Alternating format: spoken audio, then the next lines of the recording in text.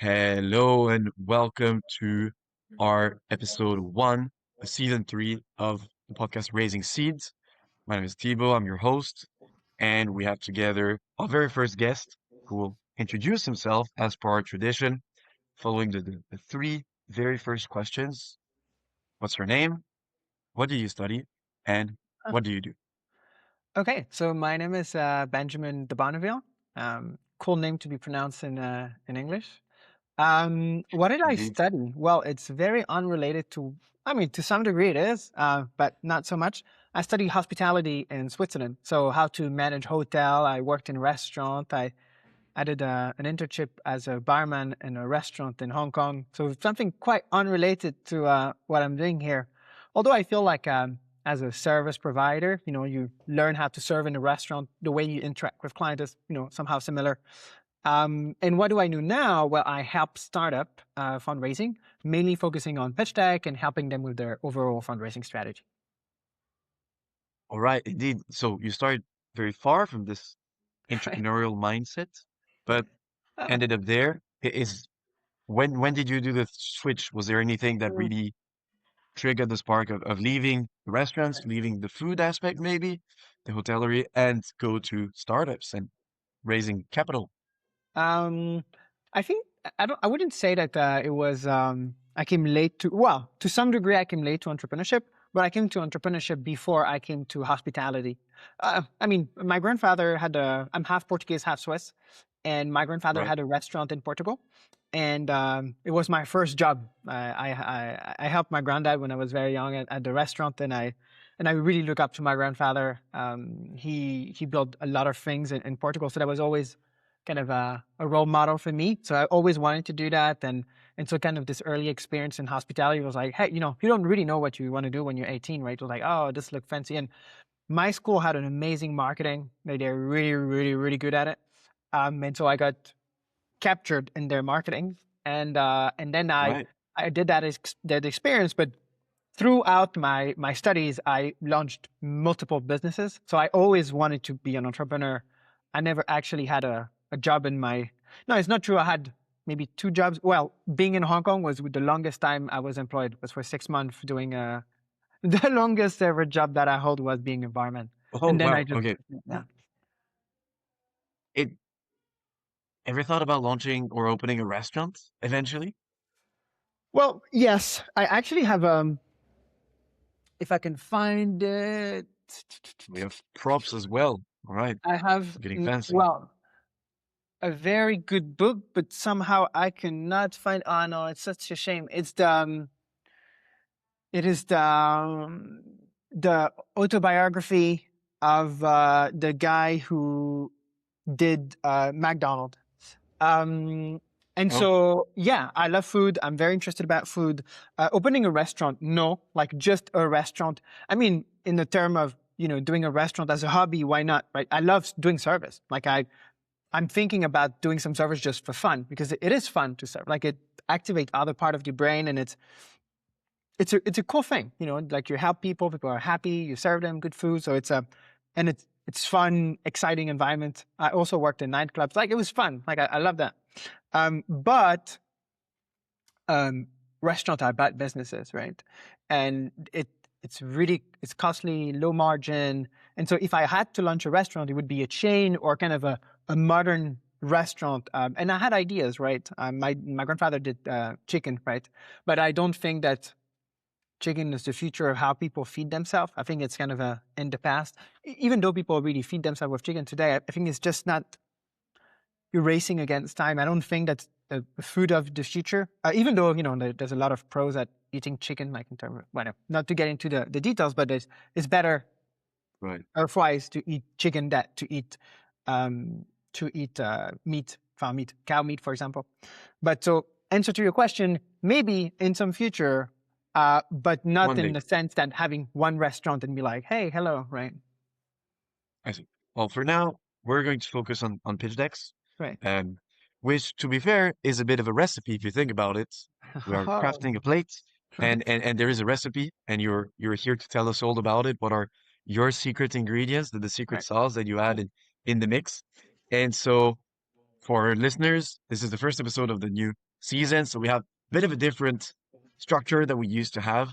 And this is the 20-minute format. We will have different 20-minute episodes. If you're listening to this one, the next two ones will be posted. Ben, we have we're absolutely lucky to have you for a full hour. This is episode number 1. I invite you to check on whichever platform you're checking. For the other episodes, if you want the full experience, you have the video as well on YouTube. This is episode 1. And the big formats that we will have first a bit of a longer discussion on key topics that I will send you right away so that you can select those.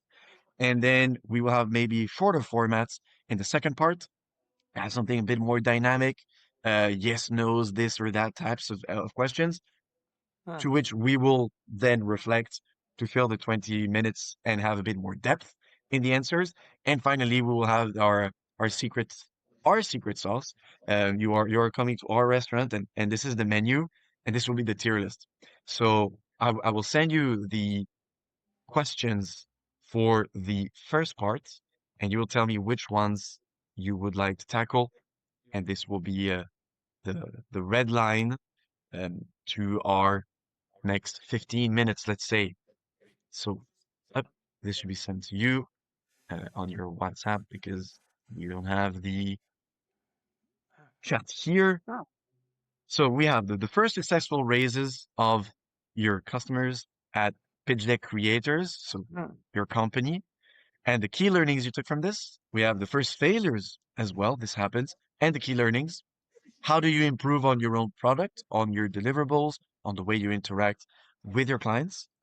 Your top 5 keys for successful pitch deck, and maybe some pitch deck myths, those that you debunked yourself, that you believe were really rock solid and turns out to not be that true, or those that you found out, or those that you already knew and it reinforced while working on some projects. Right. I'll speak about the kind of first and fourth kind of mixed together. Not to speak about the Okay. first, but the last client that we had at Raised. I cannot yet name the client, but they raised 17 million as an AI startup, and for a Series A. And yeah, it was very Great. interesting. Even if this podcast is focused on raising seed, it's very interesting because you kind of, when you work with Series A company, you start to realize, like, what is the end goal of a seed, right? When they raised their seed, they probably said something like, hey, we will reach that milestone. And that milestone is where they were when they were with me. And they were like, hey, Ben, we need your help to make our pitch deck, right? And so it was interesting to see where they arrived, right? And when I speak with founder, what I realize is that they don't really focus so much on that end milestone.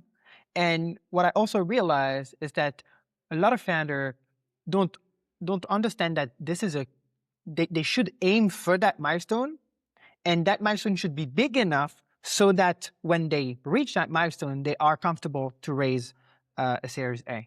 And so that was interesting to see them, because most of the time we work with seed company, to have a Series A company, we're like, wow, you did your seed and you did what you had to do, right? And another thing that I learned here was that the game changed completely when you we already observed in the past, but I think that was really the most, it was the most I don't know if that word is in English, but in French we have it, the most flagrant. Does that work? Maybe not. The most It does work. It does does work. work? The Okay, most obvious one, the one the that most obvious, showed them the right? most. Right. Is that it changed a lot from the position that you have in when you're trying to raise your seed and when you're trying to raise a Series A. And what surprised me is, like, they really had great traction, and that made the whole difference. Like, they had amazing traction, Right. like that you can really. And it was interesting because they had a first product that they kind of shipped, and then they pivoted and it was a very interesting pivot. Like, and I think this is something a lot of company can learn from. Like, a good pivot is like, yeah, this is what I think is a good pivot. A good pivot is you take a step back, you look at what your technology enables, and you forget the current use case that you have, and you're like, okay, with the Legos that I have, what can I build? today I built this, but I can probably build this also. Or here, I could serve them, but I could serve them also. And uh, the shift that they did was crazy. Like they had slow traction and then boom. And when they were there, in seed, you have the problem that people don't really believe in you, right? You have limited traction. You're like, and when you arrive to Series A, it was more like, who's going to give us the most money at the best valuation? And even though you have Right. that game early on in seed, that game intensifies a lot, right?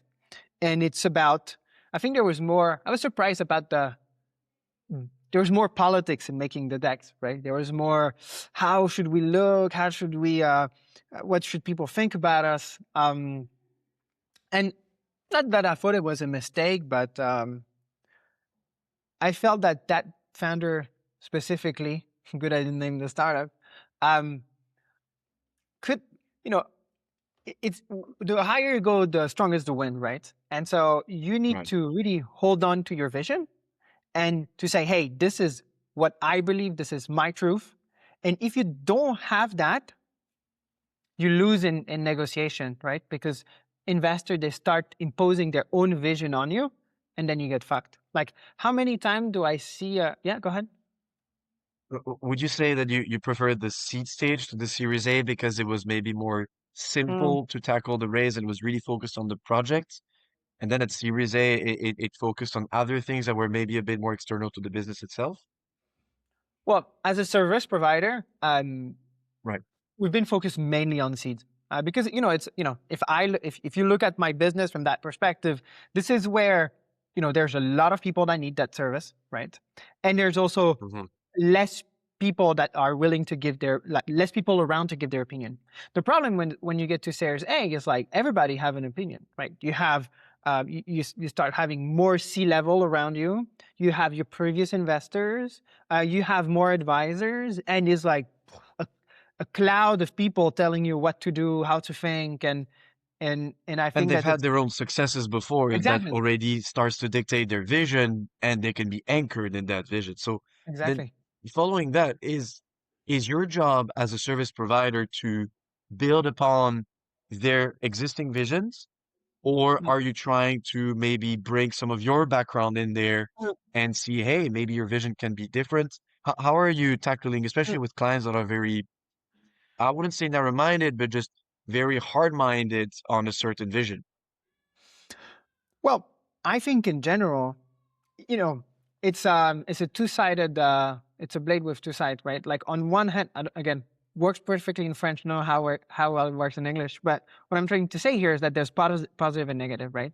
Like Right, if you look at it, not to get too much in politics, the ideal is to have a, a benevolent tyrant, right? He can take all the decision right, and he make all the good decision and is so smart about it.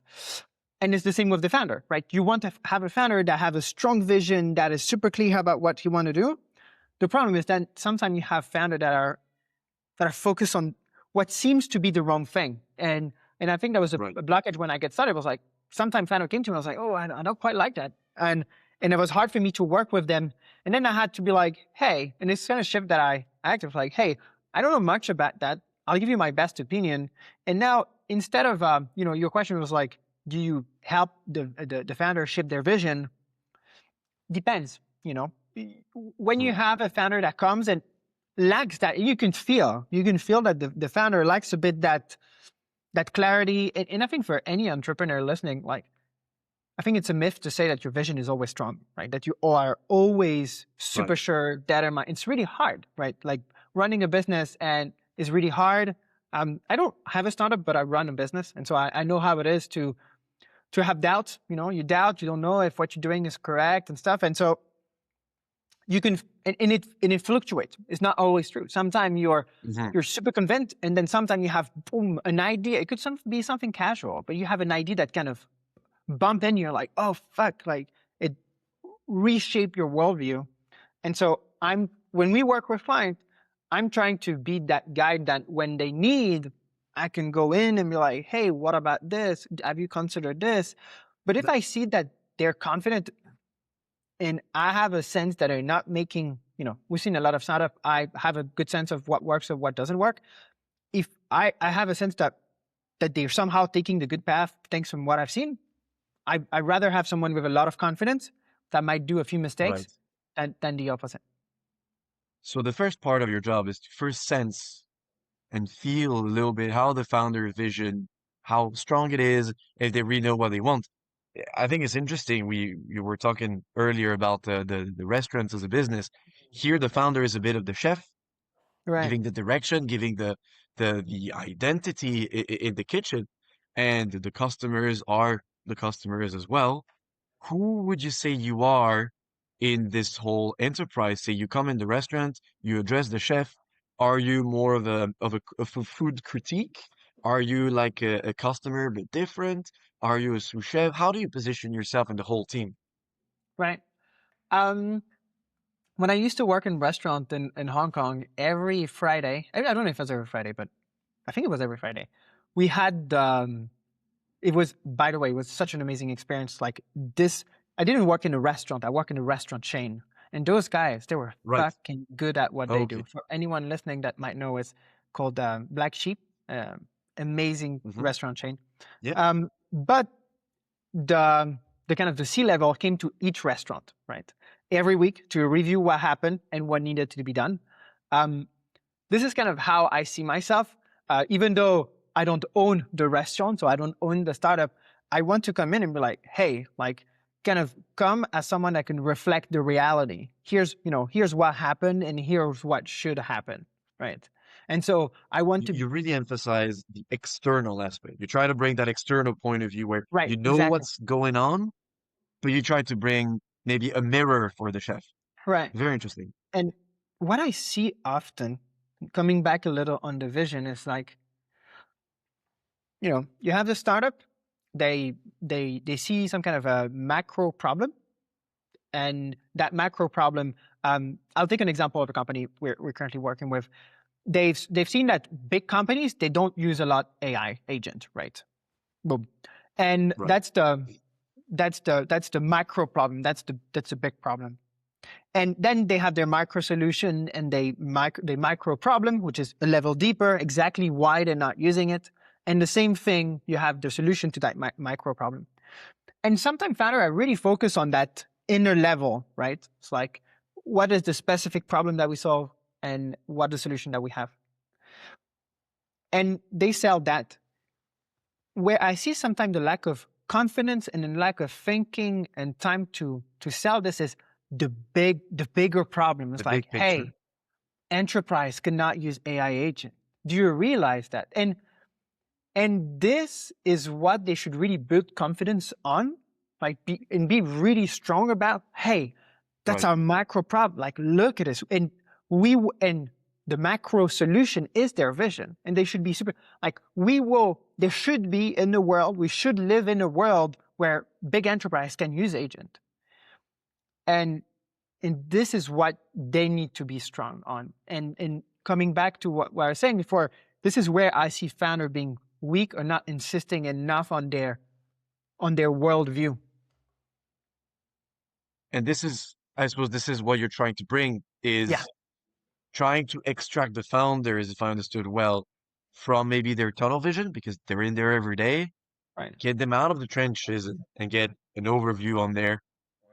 And I suppose this is what ends up being in your pitch decks, in your presentations, right, showing and putting in evidence that bigger picture so that later on, as a reviewer, as an investor, I suppose, you can get into the thick of it, into the actual details, but really set the context out there. I think that's really interesting. yeah, We are slowly reaching our first 20 minutes, right. and I believe that we've If I covered a can, lot already of learnings on your first successes. I'd like to think about the three key learnings in there, what we just discussed. mhm, From what I heard, we had a point that was very important about pivoting. I thought that was mhm, very interesting. The fact that you mentioned pivoting about Lego bricks and a bit like there was this ad for a French betting website that was saying the most important in poker is not the cards, it's what you do with it. And it feels Right. a bit the same. You have the Right. same Legos, but you could build an entirely different set. So I think that's a very important point. And then you mentioned the importance of taking a bit of distance with your own project, and the sort of a being able to ride between being external to your project and being inside of it. And that's a vision that you bring. If you had a last key point to Mhm. bring to this discussion, to those learnings with those companies, what would it be? Right.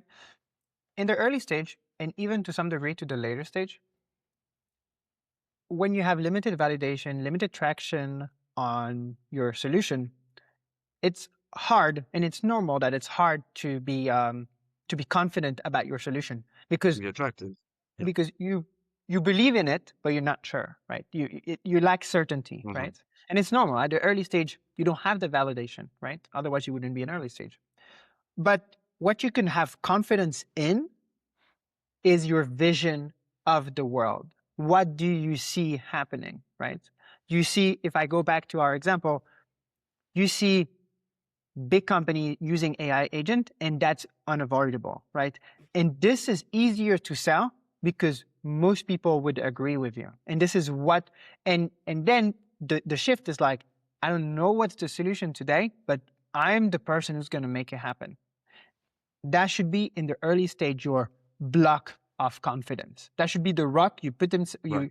you use to stand up, right? And when you have those moments of doubts, like, hey, You go back this to it. future will happen and I'm a competent person, I can be confident.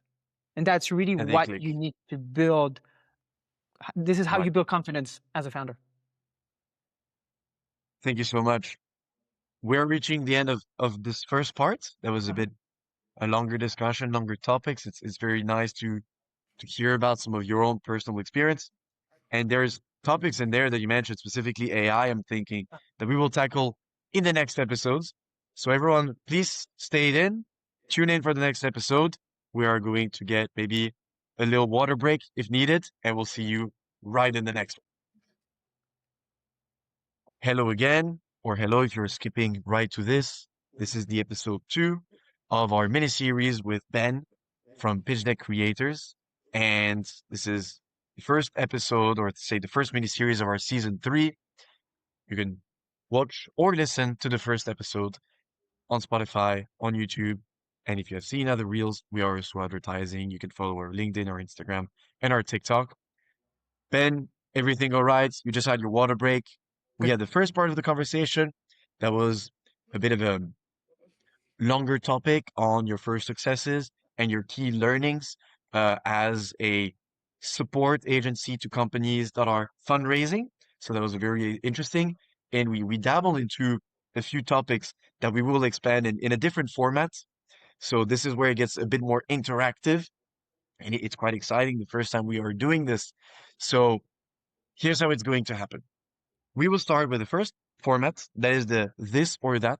You will Mhm. have basically two answers, well, two propositions and one answer to give. I will write those down. And after we are done with this intense 1 minute, we are going to debate some of those, or if you want to change one of your answers, we can go back on it. So there is technically a timer, and the idea is just that you answer like this. You don't really think Right. about it. You just give your gut feeling. And after that, it's perfectly fine if we want to come back to it, add more nuance. And I'll ask you, are you ready? And I will read my little notes. So are you ready for me to start the Yep. timer? Go ahead. All right. Three, two, one. Do you prefer design or content? Content. 10 slides or 20 slides? 10 slide. Text or diagram or visuals? Visuals. PDF or PowerPoint? Oh, PDF. What comes first? The team or the idea? The idea. Problem or solution? Problem. Interesting. Do you prefer learning from a client's experience or the feeling of sharing your experience with them? Learning from client.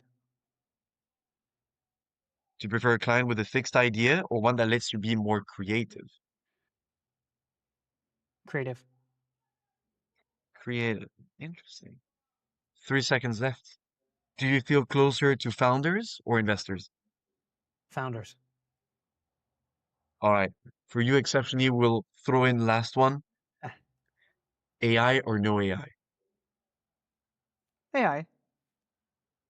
AI. Interesting. All right. That's Wow, I it. hope you're We satisfied had with the speed three of my more answers, huh? questions, but you'll never know. If we have time, we'll come back to those later. So that was very interesting. I see that you're clearly on the learning side. You first answered content Yeah. instead of design. Can you expand a little bit on this?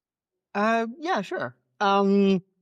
Like I was thinking, like I would better have um, a, a deck with just limited content on it than, uh, but terribly designed, than a deck beautifully designed with terrible content, right?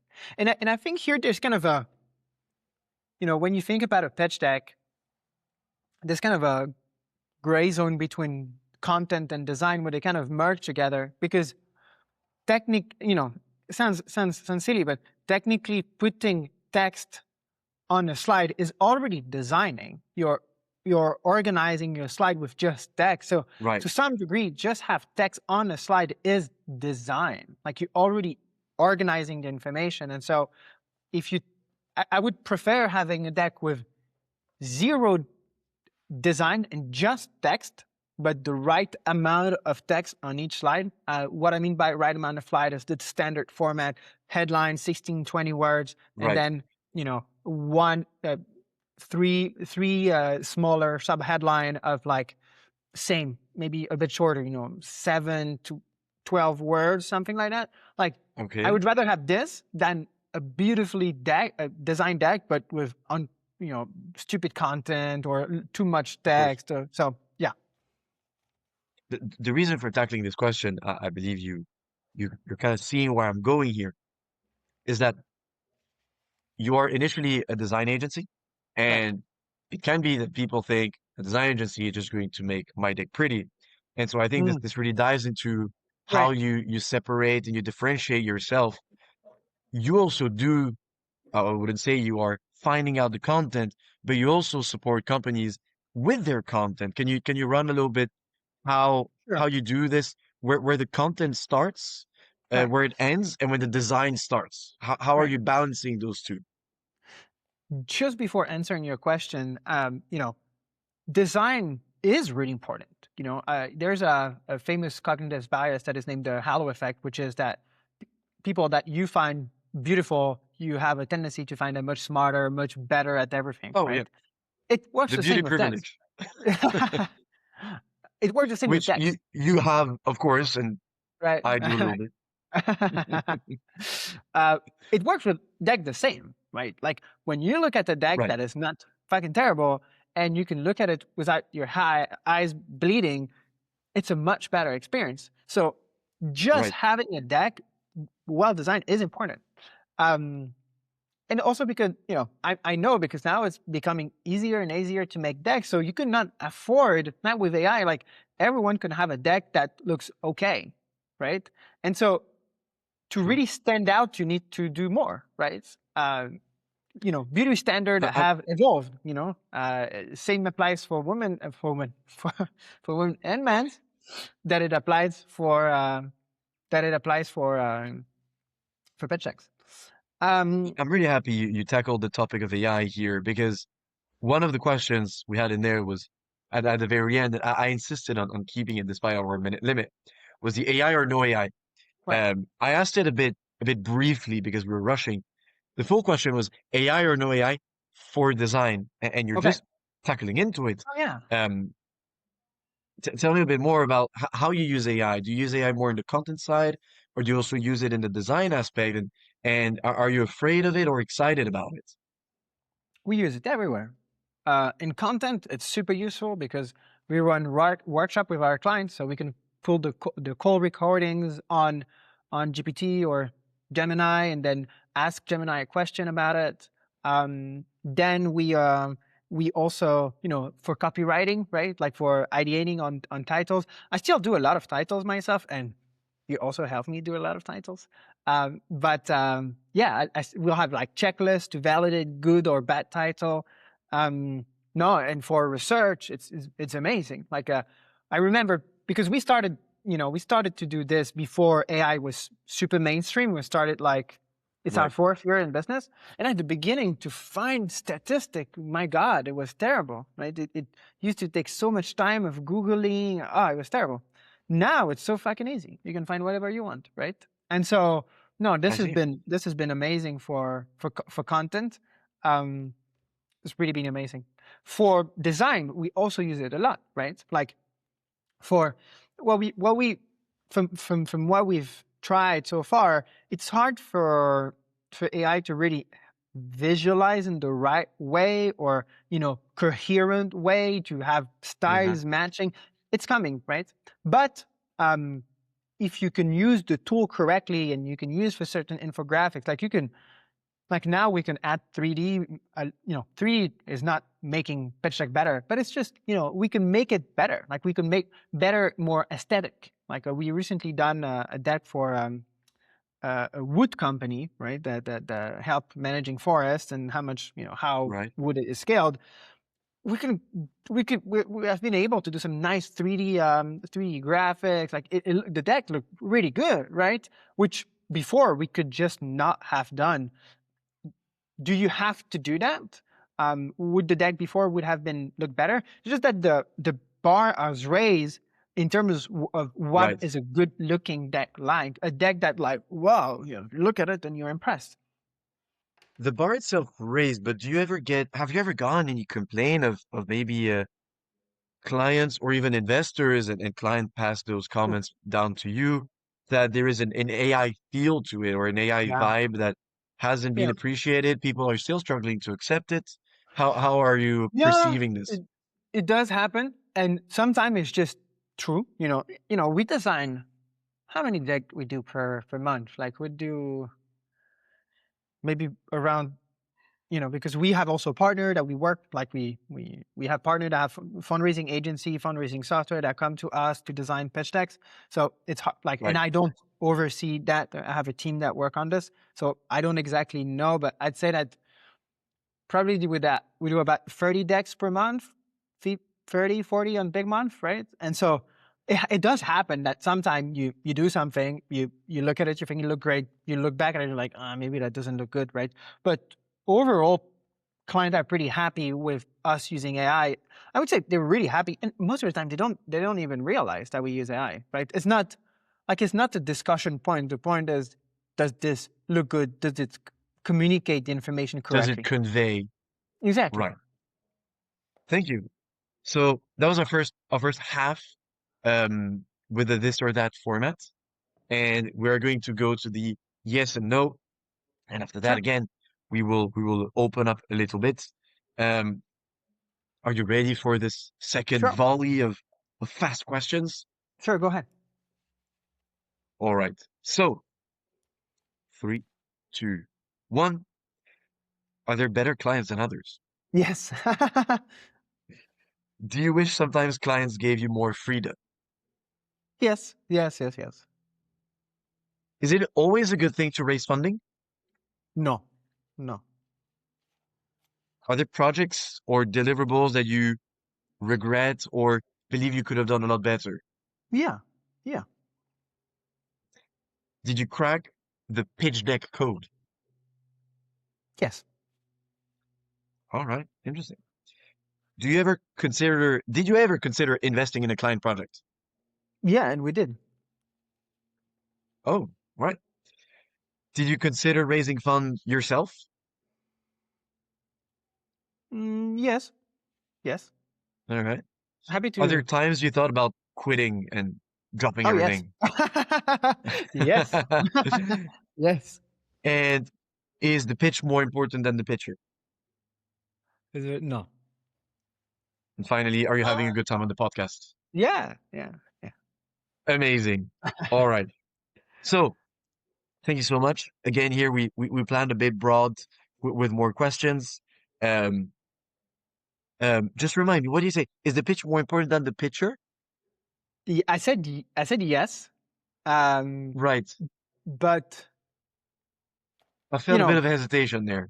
yeah, it's the pitch is really important, right?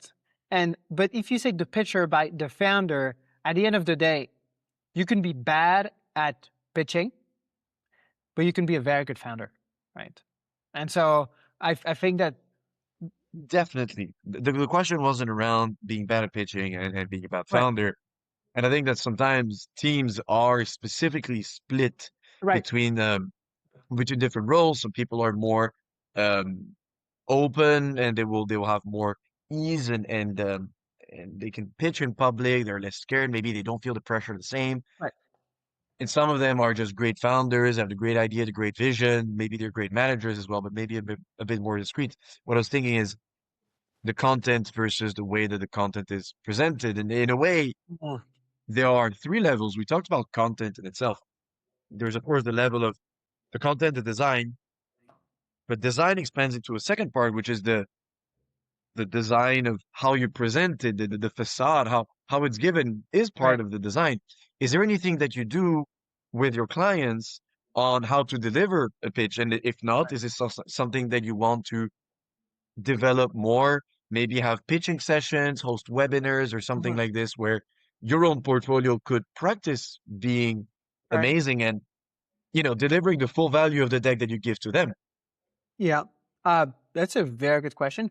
This is not something that we have done until now. Like for the last 3 years, we really focused on how do we make the best pitch deck to raise your seed round. That's been really Right.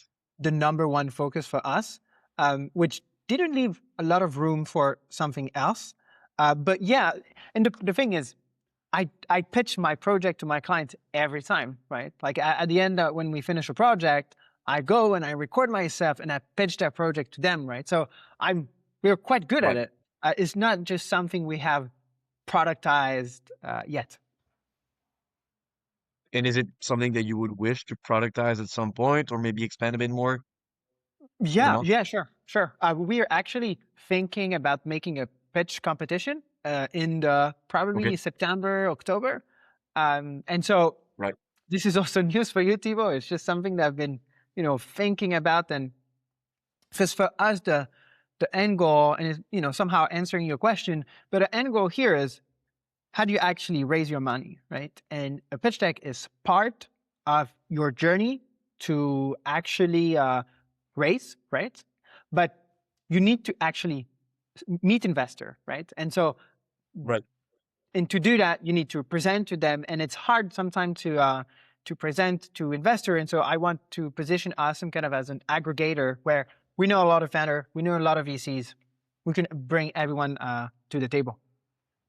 This is indeed the idea of this podcast, of course, is to bring founders, bring investors to the table and create that uh, mutually benefiting ecosystem for everyone. I feel that you're pitching a a pitching competition. Right. Sorry for the repetition there, but this is very exciting, and of course Right. we'll stay tuned for this. We will of course share your credentials, medias, and everything when we post the podcast. So everyone, please go follow Ben. And when this pitching competition will be out there, you will be everyone will be, I suppose, invited to Right. watch, invest, And participate, even maybe. right. So that's really exciting. And probably we'll do something with the podcast where maybe it's going to be part of the podcast. I don't exactly know how we're going to arrange that, but yeah, this is going to be embedded in this. Very nice. Um, I'm going to just we have around 1 or 2 minutes left in the segment, so I'm going to nitpick on one of the other questions that you answered. There was a lot of yeses. So I don't know if this is the way that I wrote the questions or just the way that you answered them, but there was one no, and for that specific reason, we will pick the no. Okay. Is it always a good thing to fundraise? No, Interesting. You said no, no. no. It's not always a good thing to fundraise. And there's many reasons why it's not a good. It's not a good thing. Is that your question? Is not a good thing to fundraise, right? That's the question. Is it always a good thing to raise funding? Okay, right. Was So the proper no, question. it's not always a good thing, right? And most of the time, the biggest reason why it's not a good thing to raise money, and there's many reasons why, right? You're not Of course. structured in a way that investor could be interested about you. That's one reason. But the biggest reason for me is like the lack, and maybe I can just develop on that. There's kind of two type of businesses, Sure. right? Businesses that have the potential to become something big, right? That can scale really big, that have a model that can scale, and the restaurant type of business, or to some degree. And the reason why I haven't really considered about raising is that we're an agency. We cannot scale really big, right? Like not because if I want to, deliver more pitch deck, I have to grow more people, and it's hard to grow more people, right? And with one more person in my team, I can serve maybe 5 more clients, not 500 more clients. That's the difference. And if you are in my bucket, you're not going to raise. And if you try to raise, you're going to have a right time. The little asterisk Right. here is that you're not going to raise with venture capital. Friends and family, Okay. angels, that's another discussion. But then it's another discussion, other strategies. But A completely new let's one indeed. let's assume that you were in that bucket that can raise. There's good and Right. bad timing to raise, right? And what I Of can course. see often is that if you don't have enough proof for what you're doing, and you don't have a large network that can just believe in you, get more proof. Like I had a And I had a is this client something? recently. Go ahead. Yeah, go on, go on. If you have a client I was recently, saying that continue. we had a client that raised 700K.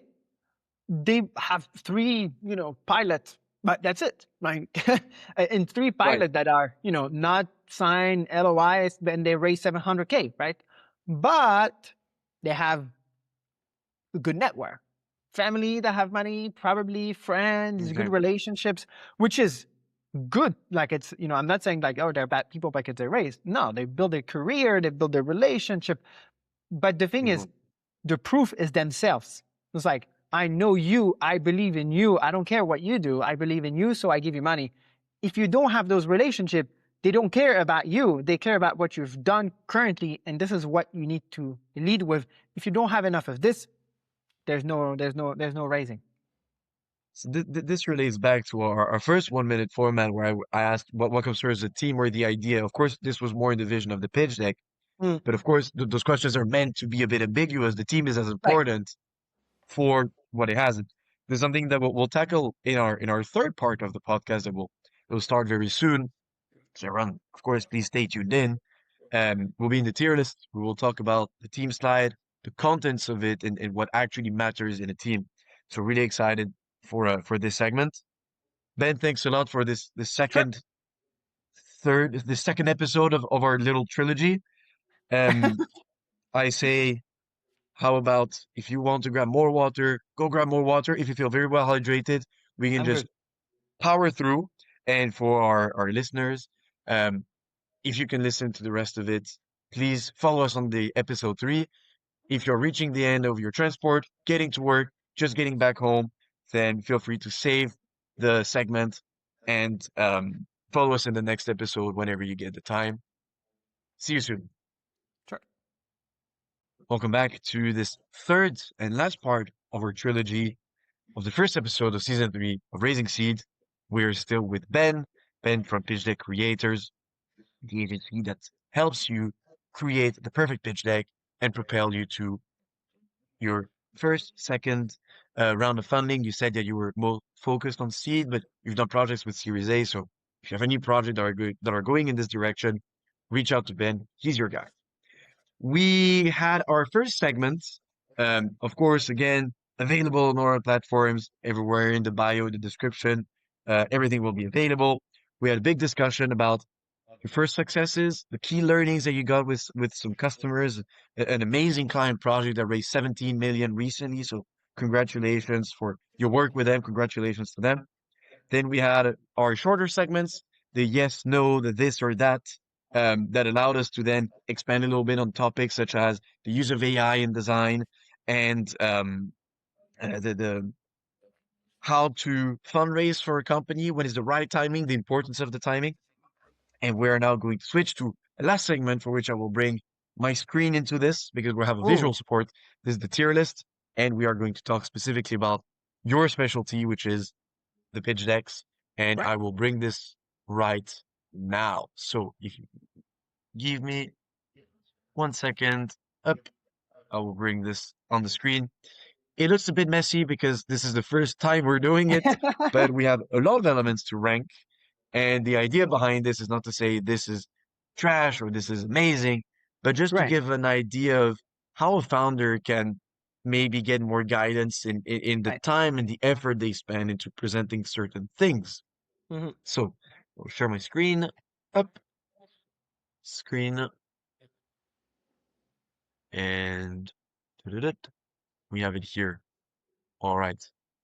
This looks absolutely horrible, but it doesn't matter. What really matters is how Wow. are those elements going to add up on the tier list? And you will see different aspects, different elements. Of Right. course, elements of a pitch deck, specific slides to see which slides you believe are more important Yeah. or that bring more, either convey more the idea that the founder is trying to do, or that you believe are maybe less primordial, could probably fit not necessarily in the first deck. And I want us to tackle this as a seed raise. It's the first deck that an investor will see. So it's supposed to just get their attention, and maybe some aspects can go in the later deck or can be maybe a bit less developed, so we'll have them lower in the ranking. So because we are reaching the end of the episode and we spend a bit more time, if you want, you can nitpick some of them. If there's anything that you believe is more important or that you have an obvious D tier, an obvious S tier, please feel free to jump into that and let's see how we can do this. Yeah. So it's hard, right? Because you have a lot of things here and a lot of things are very important. But I'll pick a few. The first S tier that I want to put there's going to be a few of S tier, right? And there's no Of course. particular order in the S tier that I put, but the TAM um, is a S tier, right? Because it's really in here we have to define what's a TAM because I see people getting it wrong all the time, and it's actually pretty simple. It's how much you sell your stuff times how much people could buy your stuff equals your TAM, right? You sell Right. cars, and let's say it's a good example, right? You sell cars, you sell electric car, right? And so here, your Mhm. TAM would be the price of your car times the amount of people that bought a car and will buy a car next year or have bought a car. Boom, this Right. is your market, right? And then, and this is where I see the market side getting stupid more. It's like, what about the sum? What about the SAM? How do we use them? And here, and I think the car example is it's an easier example, right? Because let's say that you are a European company and you want to sell because there's a big need for a European electric car. We just have Chinese car.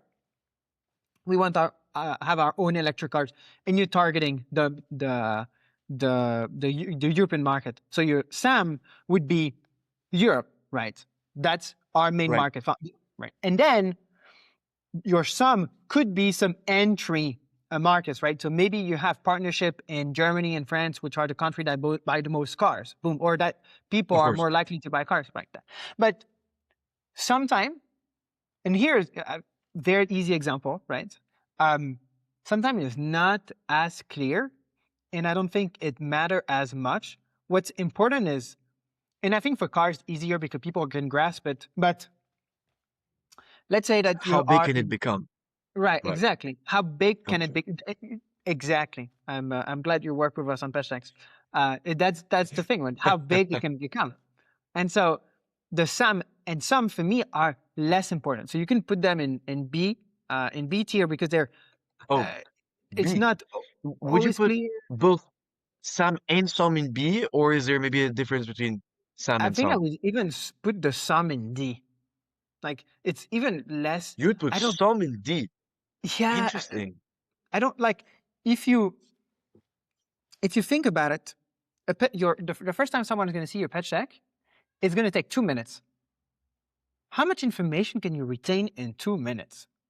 And this is the lens Right. that I want to rank those things. Is like, I mean, yeah, it is important, but is it what you want to be remembered on the first 2 minutes? Probably not. And that's why it's It's there. a smaller number, of course, so it's maybe not as sexy. Sure.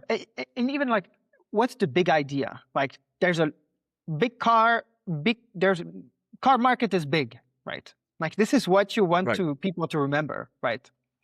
I see. Then, I think it makes sense that I put in there the TAM Samsung model itself. You just okay. said that the TAM was important, but they usually come all together, the TAM, the SAM, the sum. Is there maybe a Mm, better way to talk about the market? Just maybe mention the dynamics, the regional dynamics, etc. We have there the regulations, legal tailwinds in there. We have the financials. The right, TAM Samsung model itself as a trifecta, they always come right. together. Is it maybe the right model to adopt? Well, this is a very good question, and this is also, kind of breaking the third wall here. It's like, this is why we wanted to start that podcast together. It's like, we realized, because we make pitch deck, right, and it's hard for us to. We know that matters, right? But to what degree it does matter, it's hard to say, right? And so the reason of this podcast is that we want to have some founders, we want to have some VCs, and here in this case VCs, so we can Right. dive into this from our, from what I've learned from the previous podcasts that we've done. It does matter, but what matters the most is your time. The rest, it's a bit of decoration. Like, you're not gonna people. Let's put it like this: VC could tell you your TAM is too small. They're not interesting, but it's not gonna be, oh, your SAM is too small. Like, no, like the TAM is Interesting. a number that you want to be known. The rest is a bit less important, and to some degree also relates to your go-to-market strategy. And so here, I want to have a good go-to-market strategy that explain me, because if you think about it, SAM and SUM are a way to cut your big market, to segment it. I think the best way to segment the market is to do Right. it on your go-to-market strategy, not necessarily on your So on your GTM SAM. strategy would go in the S tier as well for you. Yeah, no, I would put in the A tier. A And the tier. reason, Okay, yeah, the interesting. reason why I would do that, and again, here I'm answering. There's a million ways you can answer, right? But the Of reason, course, the of way course. I'm answering this is, what are the information that need to be absolutely remembered, right? And here, I don't know where you have traction. I would put, here you have, We have the traction on the side here, and I specifically divided traction into right, what are the more important parts of the traction. So we can have a ranking inside the ranking. What matters right, most in the traction and maybe the least. right. Side quest question here, but what are, what is traction? Traction is, think about it in a think about it in a way that you need to prove something, and the thing that you need to prove is that your solution actually solve a problem, and that people are willing to pay for your solution. That's what traction mean. Traction is validation that your product is enabling a solution to a problem, and so you have to show how much does it prove, right? Like, if I show you a picture of me in Portugal, like, and I'm saying, hey, look, I'm in Portugal, I'm Portuguese, you'd be like, yeah, kind of probable. But if I show you my passport, my Portuguese passport, you'd be like, yeah, like, you're definitely here. There's no doubt, right? Same thing goes for traction. If you can show me Stripe, data and money coming in, yeah, like, interesting. You probably have a solution that actually solves something and that people care about. If you have some partnership that bring you client, yeah, probably. If you have LOIs, okay, a bit less good, but I can still believe, right? And so is the moment of truth is money in the bank. The further you go from money in the bank, the less convincing you are. So let's do maybe a ranking of the traction elements themselves. I think about So this.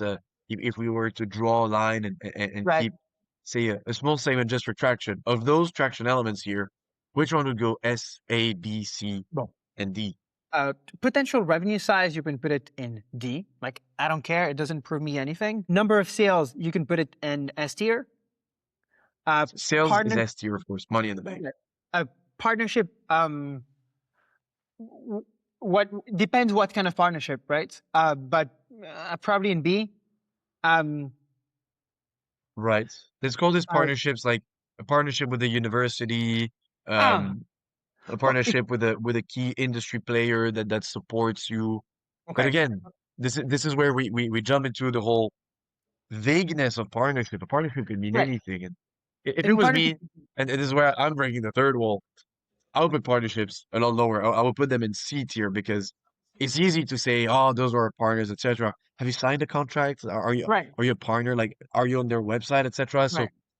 how are you thinking about partnerships there? I'm interested. And what the partnership brings you. Is it a partnership to bring you sales? Is it a partnership to exchange processes? What, so partnership Right. is very vague. So hard We'll put them could in be between.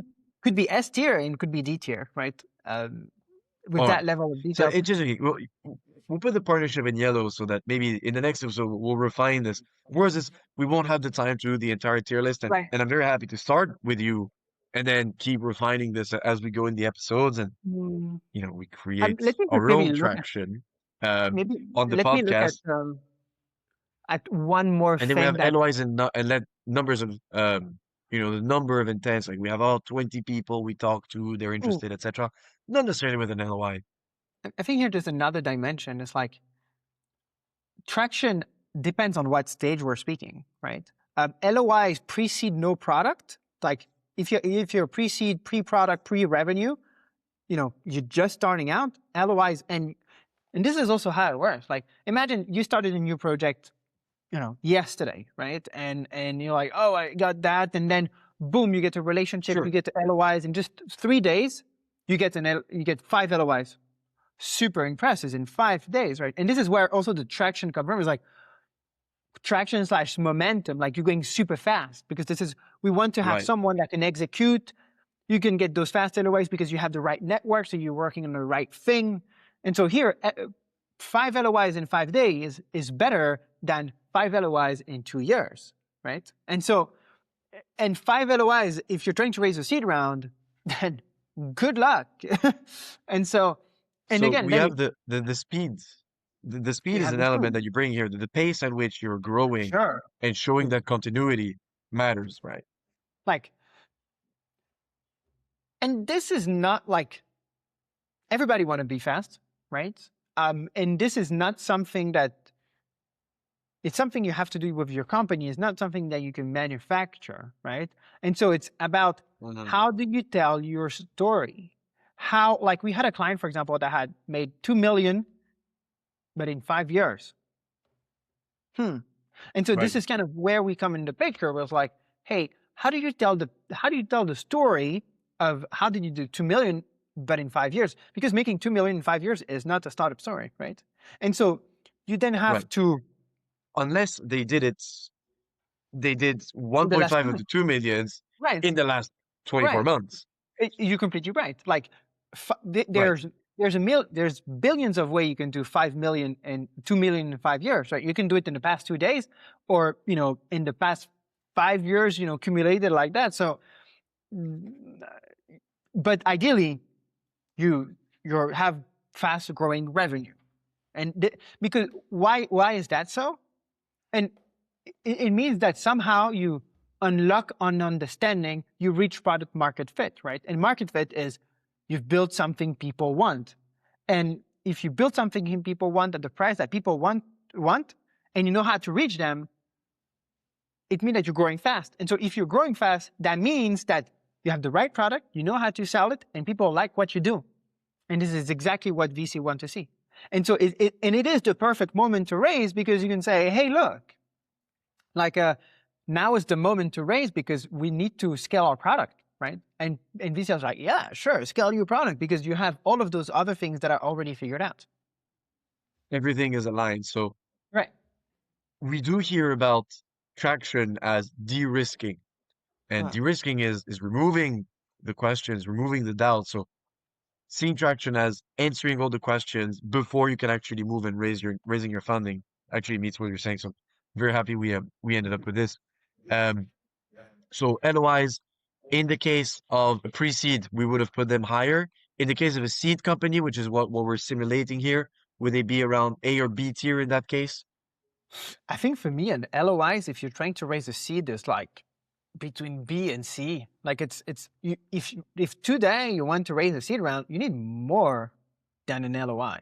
Like it's not it's not going to be enough. Then depends the industry you're in, right? There's going to be some, If you're a we're hardware or software, how far you are from product right. development, and your TRL, etc. Of course, And there's of some course. softwares, like we recently did a report on Infratech, like that it's more expensive to build, right? So maybe in Yeah, those circumstances, you can, it's okay, but you know, depends on where you are. But I most of see. the time, LOIs for a seed round, not enough. Unfortunately, I think we are reaching the end of this 20-minute segment. And I know that the tier list is something, it's a big project. We're starting in the first episode. We're getting a few points on there, and the Right. more we'll go, the more Yeah. we'll feed it. And I'm very happy this will be a living document. Hopefully Right. next time we can bring a better UI UX. But Oh, I'm happy that we're starting to get those topics of conversation. Of course, in yeah. the next episodes, maybe so we'll have some guests that either disagree or want to Mhm. review this, so it will be a living document. We'll Yeah. try to bring more people, more vision, and keep learning about this. We have the Tam Samsung model, but we might have new models that come around. Right. So Ben, But again, it I would wanted be to fun really to, thank you for your time. right. Um, we'll have our little outro, of course, very soon, Right. but I wanted to ask you very first, do you have any other questions, anything else that you wanted to bring? No, but just the last point on the tier list, it would be fun again without breaking the third rule, but like it would be fun to actually keep that document. I don't know if you had is what you had in mind, but keep that document and building it with other people's opinion and kind of. Oh, absolutely. Oh, This is nice. the That's whole pretty point. cool. Yeah, It's a well, that's living pretty document cool. in the sense that we will bring this one That's to the pretty cool. next person, see what they have to say Nice. about it. Maybe they see the time at the top and the sum at the bottom and say, "What the hell? What the fuck? Who made Right. this?" And we'll see and we'll have the different opinions and we can Right. have all sorts of branching of different versions. That'll be very interesting. Um, of Super. course, we will have on top of this tier list, we like to have what we call our master list of the key points. I believe we really covered those in the first episode. So if you haven't listened Right. to this one, of course, please jump back to it. I think this was really important. We will add those key points of this podcast to this master list, which is a living document on our end that we will be sharing on our website and on our social media. And we aim for this document to become the 101, the essentials, the 10 commandments, but there will be a lot more than 10 about raising and having those backed by people like you who have the experience, who have skin in the game. It really, really matters to us. Um, my one of my last questions will be: is there anyone else that you would like to nominate to be next on the podcast, and any topics or any formats you would like to see them tackling here? Right. Yeah, there is actually. We recently worked together with a fundraising advisor.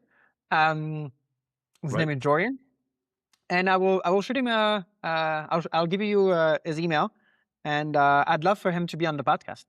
He has another perspective. He helped founder in different ways, and so it would be nice. right. Any specific topic you believe Jordan will be really inclined to tackle, or you would like to know his opinion about certain things, maybe? I think what would be very interesting with Jordan is that he work like he has been doing a lot of strategy with founders on a longer term period than what we do. And so I'd be interesting to hear from him, like how does he see founder evolution through the how to say that through the years that you work with them, and what kind of how is it to fundraise, and his perspective on following different raise. He also have an interesting background because he worked at the company that was in Series B and he helped them raise. And so yeah, I'd love to have his view, his perspective. Interesting. So we'll make sure to reach out to Jordan. And finally, you kind of teased a bit of a pitching event, Right. of a demo day competition. Is there Right. anything else, any news you'd like to share? Projects, funds, clients, a portfolio company you'd like to share, an event you will attend soon Right. where we can meet you? So for now, no. But I'd keep it because the thing is, that's the reason why I think most startup events are not all of them, but there's a lot of startup events that are useless. Like I did a few last year, and I think that the generalist event, like not that are industry focused, are usually a waste of time. And so we work remotely. We work together, Thibaut, but we never met each other. I work with all my team, and we work very efficiently. Yet, And I think that yes, I work very efficiently. And I think that there's a good opportunity to do something online, well oiled, that where the thing that mattered the most can happen, which is a founder presenting something good, interesting in a concise way to an interested audience that actually need to invest in startup. And this is not what right. happened at physical conference, and I think that this is something that we can do online. Very well. Ben, thank you so much again. Good. For our listeners, of course, thank you Sure. for tuning in. If this is the only episode you listened, of course, I'm reminding you there is a part one, a part two. This is the end of a trilogy. Maybe there will be another one like the Star Wars or like so many of them. I don't know. I'm not a cinephile. Yeah. But thank you everyone for tuning in and Thanks. let's have you in the next episode. Bye bye, Ben. Perfect. Thank you so Ciao, much. ciao.